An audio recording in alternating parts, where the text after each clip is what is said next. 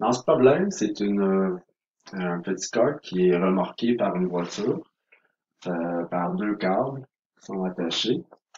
Chacun des câbles ont une tension de 31 newtons, puis avec des angles de 22 degrés par rapport au mouvement. De un, on veut déterminer la force de frottement sur le kart.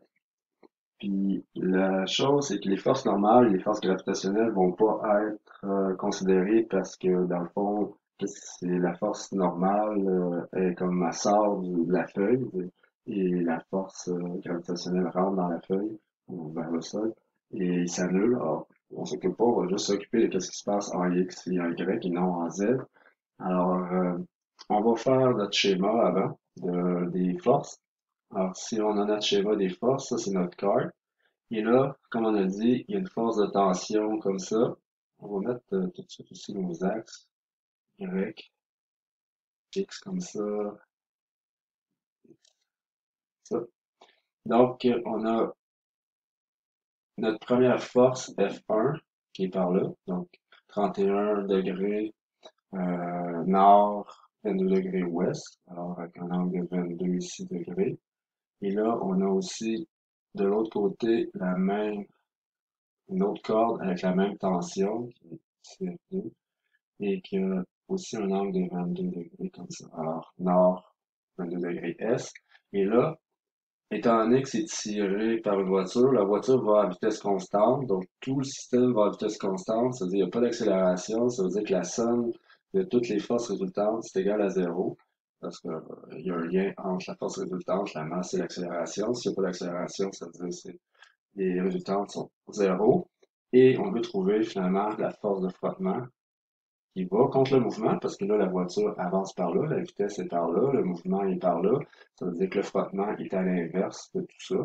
Donc, il va être sûrement par là. Mais bon, on présuppose qu'il est par là. Alors, admettons que on ne sait pas encore que ça va être par là. On peut penser qu'il va peut-être avoir une composante en Y, donc on peut le mettre de n'importe quelle, tout croche, peu importe. Alors, on va partir avec ça. On ne le sait pas encore vraiment, mais on peut prétendre quand même que ça va être comme ça ici. Mais on va quand même partir avec ça. Là, maintenant, on va faire quoi? On va décomposer notre vecteur F1 en ses composantes F1x comme ça, puis F1y comme ça. On va faire la même chose avec notre F2, qui va être F2 ici, x comme ça. Puis il va avoir la composante aussi à même place ici, F2y. Alors là, on va décomposer notre F1. Donc, le F1, si on le décompose, il va avoir F1x qui va être 31. Là, dans ce cas-ci, c'est un sin. Alors, sin de 22 degrés. Là, ça nous donne, dans le fond, 11,61. Là, est vers la gauche, donc ça c'est négatif. F1Y, c'est vers le haut, donc ça va être positif si je vais mettre mon moins pour être sûr. Donc ici, c'est cos de 22. Et là, ça nous donne 28,74. Donc c'est positif vers le haut. Là, maintenant, on va décomposer notre 2. X comme ça ici. Là, ben, finalement, c'est la même valeur, mais elle va être positive dans ce cas-ci. Donc, sin de 22. Donc, c'est 11,61, comme ça. Et là, ici, on a F2Y, qui va être 31 cos de 22, comme ça. Et dans le même sens, donc 28,74, comme ça. Là, maintenant, on veut savoir, on va aller voir en X. Donc, qu'est-ce qui se passe en X?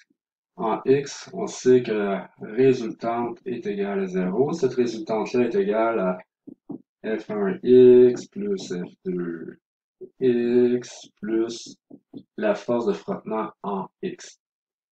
Déjà, je peux supposer qu'il n'y en avait pas, mais il faut être sûr de notre coup. On va faire ça. Donc, 0. Là, on va chercher notre négatif 1, 1, 6, 1 comme ça. Puis là, ben, on va plus 1, 1, 6, 1 comme ça, plus f, f, x. Ça s'annule, donc effectivement, notre force de frottement en X, elle est de 0. Donc là, ça vient confirmer que finalement, mes appréhensions, que c'était sûrement juste un Y qui allait avoir quelque chose. Donc, un Y, on va aller vérifier ça. Alors, un F, ici, c'est X, FY ici. Donc, ça bouge à vitesse constante, donc c'est 0, la résultante. Alors, F1Y plus F2Y plus la force de frottement en Y, on remplace. Donc, on a, dans ce cas-ci, 28,74 plus 28,74 plus FFY. Alors là, on additionne ça. Ça ici, c'est égal à 57,48, comme ça, plus 0 aussi, FFY. Donc, FFY, c'est égal à moins 57,48, comme ça.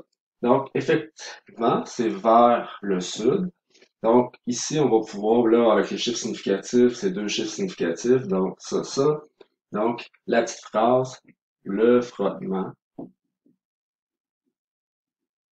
est de 57 newtons sud.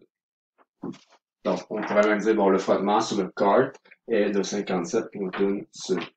Parce que si c'est négatif, ça veut dire que c'est par là. Et avec les chiffres significatifs, 57.